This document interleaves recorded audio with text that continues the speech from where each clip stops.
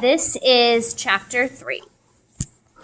I wake early the next morning, filled with anticipation.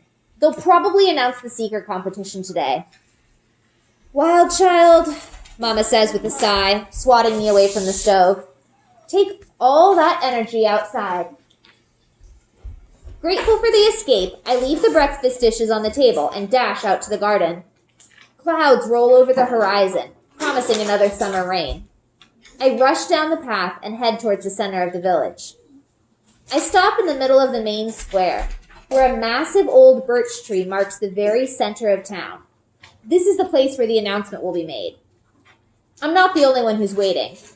Johann and his little brother, Aaron, dart in and out of the square, pelting each other with bilberries. They both work as village criers, so they're likely waiting for the news. I'm not thrilled to see them. I tried to be a crier too once, but the villagers always listened to the boys and didn't take me seriously. I might have kept at it anyway, but Mama made me stop, since she didn't approve of me running wild around town, as she put it. Johann and Aaron have been smug about it ever since, so I mostly try to avoid them as much as possible. Another potential competitor lurks across the street, gazing towards the birch tree and shielding his eyes from the sun. Tomas is 14, perfect age to audition. The minimum is 12, since most people's gifts fully mature around that age. It's technically open to anyone older than that, but most boys in the village start working full-time by 15 or 16, and they usually can't abandon their job for several weeks to train. Tomas would likely be one of the oldest competitors, which could be an advantage for him. And he's one of the best young healers in the village, not to mention Seeker Freyr's son. There's no way he won't compete. I lean against the tree and settle in, but I don't have to wait long. A few minutes later, a seeker makes his way up the path towards the square, his long forest green cloak sweeping the ground. It's Seeker Laris, who would be the oldest seeker once Oscar retires, and will therefore be the new head of the council. Johann and Aaron suddenly drop to attention, abandoning their berries and moving closer to the tree. Tomas crosses the street to join us. "Move, Bryn," he says, brushing past me. "They're about to announce the seeker competition, and you're in the way." I grit my teeth. "That's why I'm here." Tomas's eyebrows draw up. "So it's true, then? You really think you're going to compete?" "Why can't I?" "Because you're a girl, duh," says Johann as he draws closer. "So? I'm a naturalist. I'm good at it." "But girls don't use magic that much. They don't even have jobs," Johann says. Tomas shakes his head slowly, but before he speaks, his attention is drawn away by the arrival of Seeker Laris. "I have an announcement," Seeker Laris says gravely to the brothers. He hands Johann a small vial that glows blue from within. Crushed starflower, as payment for his services. "Make sure everyone in the village hears, all right?" "Of course," Johann says, drawing himself up proudly. "What's the announcement?" Tomas and I lean in, straining to hear. "There will be a competition," Seeker Laris says slowly, "to determine our next seeker." He pauses, and the boys nod eagerly for him to continue. "There will be 3 rounds of competition, 3 trials that must be passed. Each one will be held in the arena. The first will be held 1 week from today. The second, 1 week after that, and so on. Some competitors will be eliminated after each of the first 2 trials, while the final will determine our next seeker. To prepare potential seekers for the competition, Seeker Agnar will hold training sessions every afternoon in the arena. Anyone who wishes to compete is strongly encouraged to attend the training. The first session will be held today." He smiles down at the boys who grin back. "Spread the word." The brothers take off, running through the square and shouting the news. Passing villagers stop to listen, and shopkeepers emerge from indoors to see what all the fuss is about. I glance over at Tomas, who nods at me. "Guess I'll see you at training then," he says. "I guess so." He nods again and strides away. I take a deep breath and break into a sprint. One of the village women yells at me as I pass, probably telling me to stop running, but the wind rushes past my ears and whips her words away. I arrive at our hut in record time, leaping over the garden gate and dashing up the path. Papa looks up from the bed of potatoes he's working in, squinting into the sun. "Where are you going in such a hurry?" he asks, but he's smiling. He already knows why I'm running. "They announced the competition!" I shout, throwing open the hut's door and dashing inside. Eliza sits at the table, braiding her doll's hair. "What's wrong?" she asks. I pause to catch my breath. "I have news." "What news?"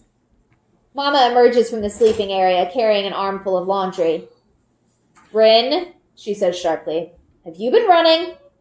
I inhale deeply, trying to steady my breath. "No." "Are you lying to your mother?" I pause. "Yes." "Brynja," she scolds, "how many times? They announced the seeker competition."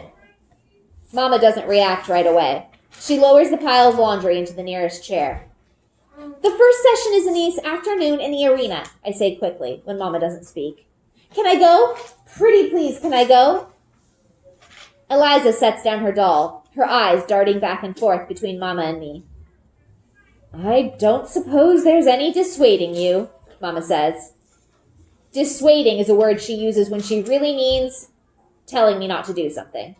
She dissuades a lot. "Thank you, thank you, thank you." I give Mama a hug, and Eliza laughs as I dance around the tiny kitchen. "Does this mean you're going to be a seeker, Bryn?" Eliza asks. "I have to win the competition first." "Of course you'll win," Eliza says. "Will you get to ride the dragon like Papa did?"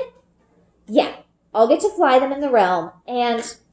"But then you'll go away all the time and we'll never play anymore." "Sure we will," I say. "We can play dolls every night if you want, just not while I'm at training." Eliza pushes her doll pointedly in my direction. "You're not at training now." I sigh and drop into the chair beside her. "Okay, we can play now, but then I need to go to training. I can't be late on the first day." Mama purses her lips but doesn't say anything. She crosses the room and steps out the front door. Going to talk to Papa, probably. As I help Eliza braid her hair, I glanced out the window. My parents' shadows are visible in the garden, but I can't hear what they're saying.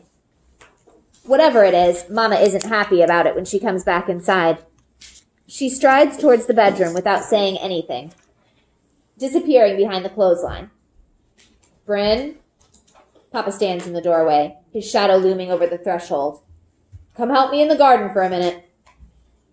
I leave Eliza and her doll and step warily outside.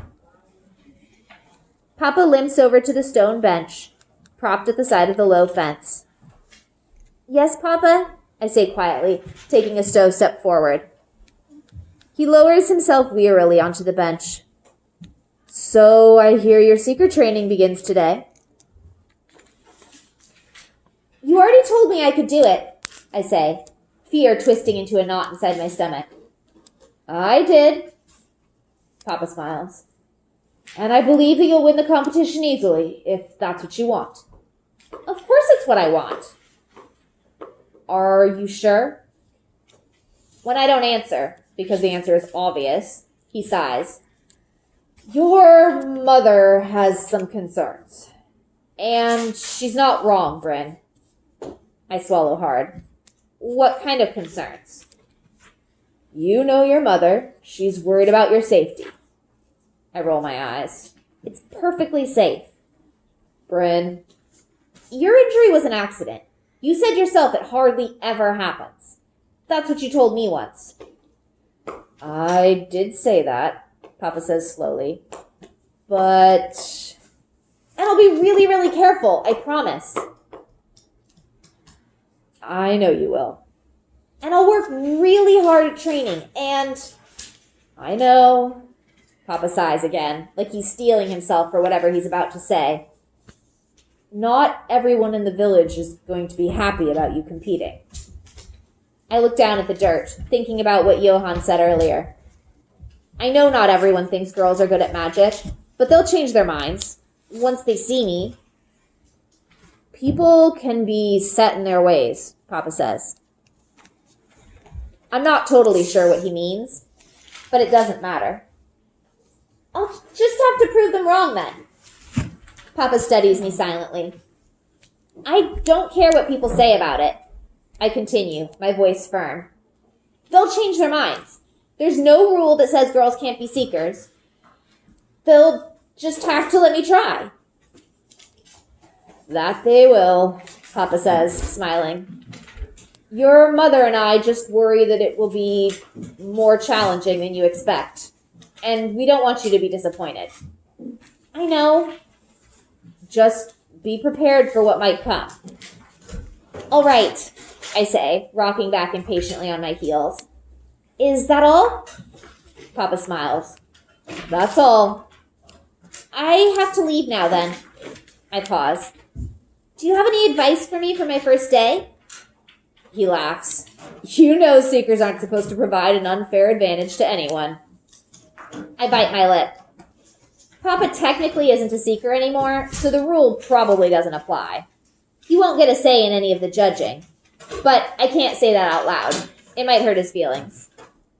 Papa reaches into his pocket and withdraws a small square object wrapped carefully in linen.